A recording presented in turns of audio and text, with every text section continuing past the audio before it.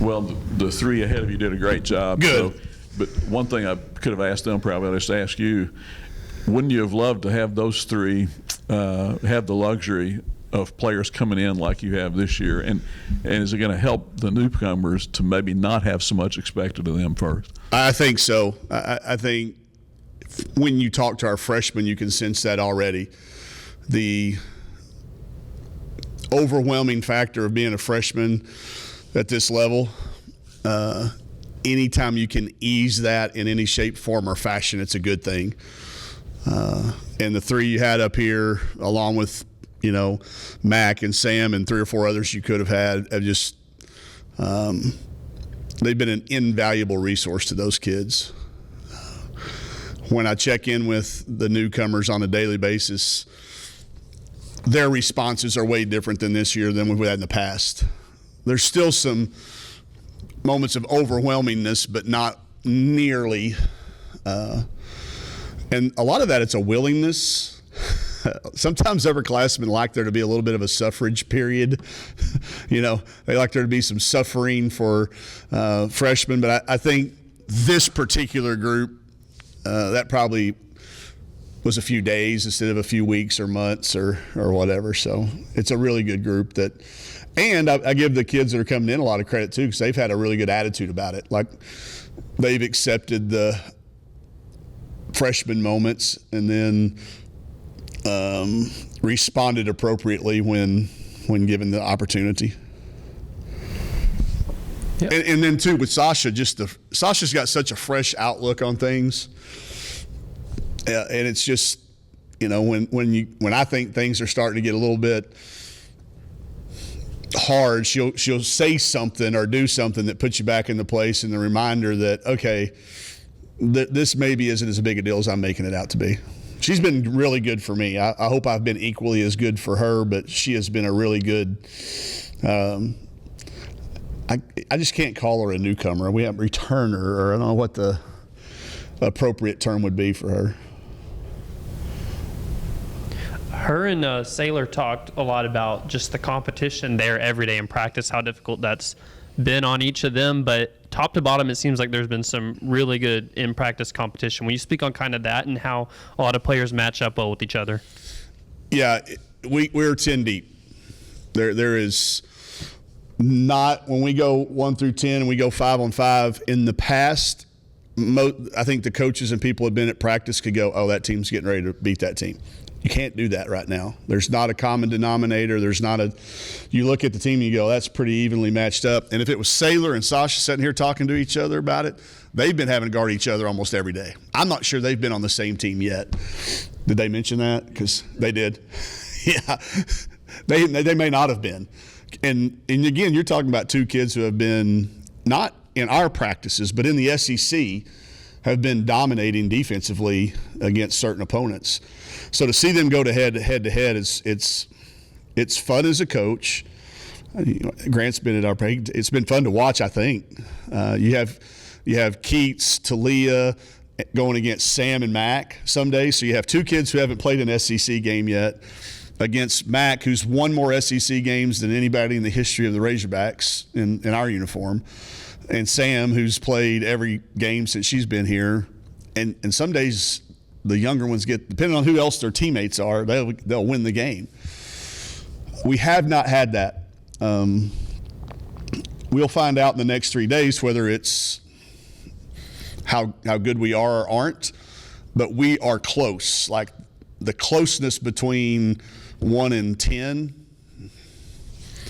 I know I could ask our staff, the people that have been there every day, and I would imagine Grant's list has changed on a daily basis too. I think the 10 have probably been pretty consistent, but who's, in those different slots, it's been somebody different every day. Kind of now on the last stretch of these practices leading up to leaving, just kind of what's been maybe the biggest development you've seen from day 1 to now? They retained a lot of stuff. Like, we threw everything at them in 7 days.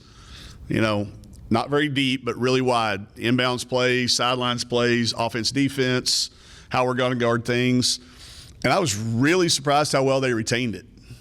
Like, and this is by far the closest to, like, I've never been really big on boot camps or like start the year out, things.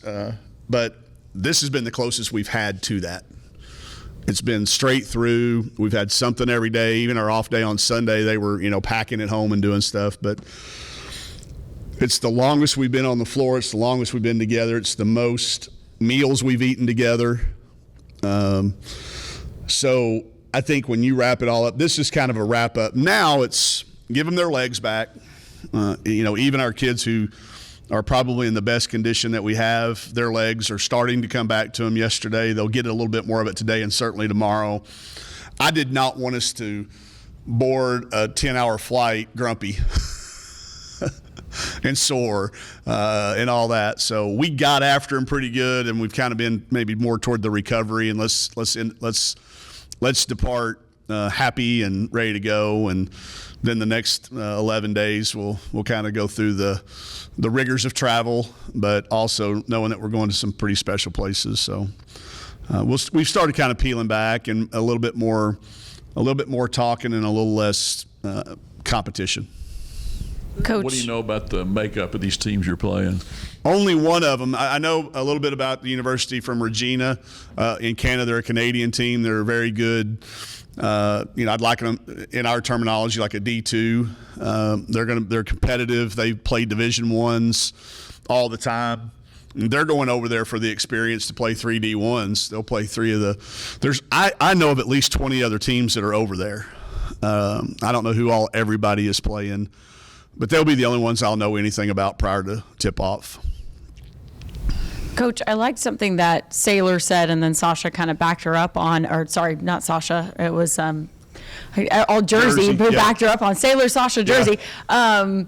They kind of talked about, when I asked them about what you said about last year being so tough. Yep. And Sailor kind of said there's like this renewed energy. They go into the locker room, they're just excited to get out on the court. It's not like, oh my gosh, we have to go to practice. Like, oh, it's just a different kind of energy. Can you talk a little bit about that and how you've seen that maybe over the summer?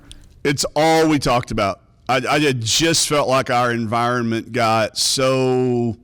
I'm going to stop short of using the word toxic because it wasn't toxic. There wasn't anybody dying. It was hard.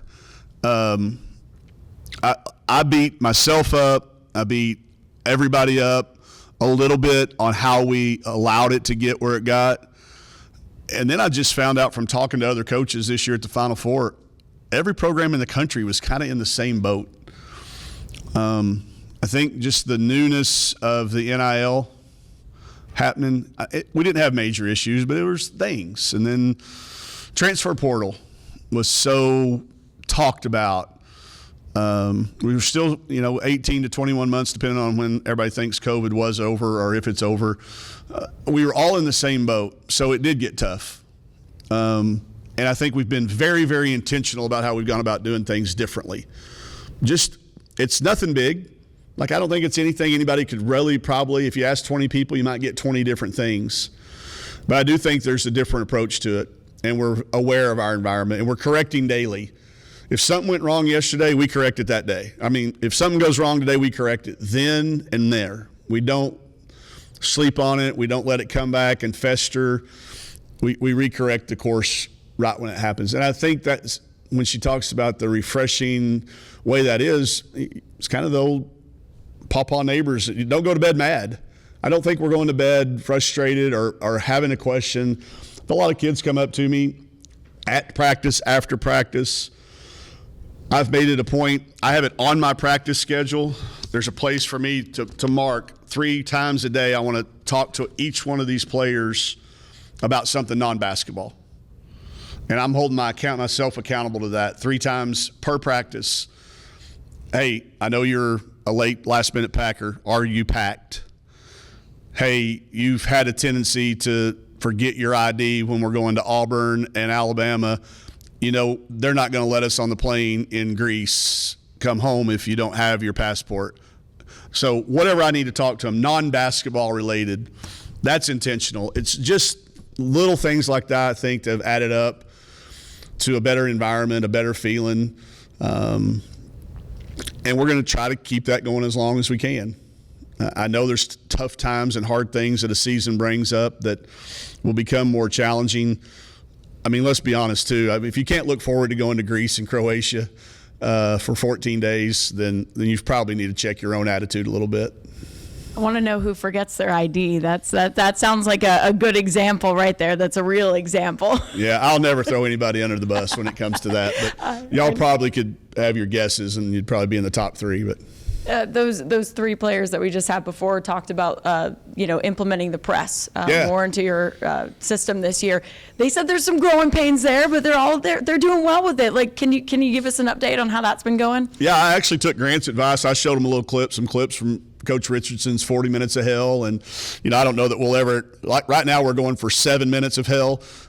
We're trying to build it up. We're not anywhere near 40 minutes yet, but I think first of all, we have to change our habits, because we've talked for 3.5, 4 years about sprinting back and getting your defense set and not letting them score in transition to match up real quick. And that, when your body's used to doing something for 5 straight years, in Mac's case, like there's going to be moments. We know that. So there will be some moments it probably doesn't look so good right now, and that's fine. But I think that little twist, it's been fun to remind themselves to get up and use your energy defensively, try to shrink the shot clock. Part of it is specific for over there because the shot clock's 24 seconds, but that'll carry over to our season. And I'm going to keep I'm talking to Matt Zimmerman to see if he's got any old practice film, because I figure if anybody's got it, it's Zim. Is there any old practice film of the days of Coach Richardson rolling out and them jumping in it? I was at practice. We didn't have cell phone cameras, or I'm sure Coach Richardson probably wouldn't have allowed them. I'm just guessing. I don't know whether you think he would have had cell phones allowed at his practices or not, but we're going to keep drawing on that, on those, and then make it our own. I mean, we're not ever going to be able to do what they did and simulate it, because he was maybe the best ever at it, but we'll make it our own throughout the year, and it'll keep being something as a work in progress. I've had some coaching friends from our league already, following us, getting ready for the trip, saying, now you're going to press. Now we got to work on that too for y'all when we play you. So it's been fun. And with our added depth, I think it's something that can not just be fun, not just to be different. I think it's something tactically that could be another thing for us that, we don't have lack of size. We have some height. But there are teams in our league that have size and height. So this might be another little weapon for us when it comes game time. I know you've spoken a lot about how it ate you alive, just kind of doing the autopsy of last season, how close you were in a lot of games. I think the term Sailor used was gut-wrenching whenever she was looking back. How much has that been a discussion of just detail to each possession? It's going to keep coming up, I think, until the start of the season, and then we're going to have to let it go. But we've been, again, intentional. I brought them, but we started the year right where we finished the year when we found out we didn't go. I've slipped some clips in there of some of those moments that may have kept us out of the NCAA tournament in film sessions. I'm going to keep reminding them up till the beginning of the year, and then I'll drop it. But if the pain doesn't change you, it really wasn't worth going through. And then I think, too, talking about just like I pointed up at the banner the other day that we could have had 4 in a row. You can't get that opportunity back, but we get a chance to start another string, And, Mac always chimes in, well, I'll get a chance to go to 4. We're all like, yeah, Mac, well, not in a row, Mac. We have to bring Mac back to this, when she wants to. But I think it's important you do kind of know where you've been till you know where you want to go, but I will drop it at the beginning. Whenever we start practice for in October, I'll probably we call them amnesty days. That'll be our amnesty day. Last chance to talk about what happened in the past. Now we got to really focus on every single day. But it did hurt. It was gut wrenching. I'll be on the road recruiting, and I'll see a team that I know we had on the ropes, and then I just look at them different. I know I shouldn't, but I do.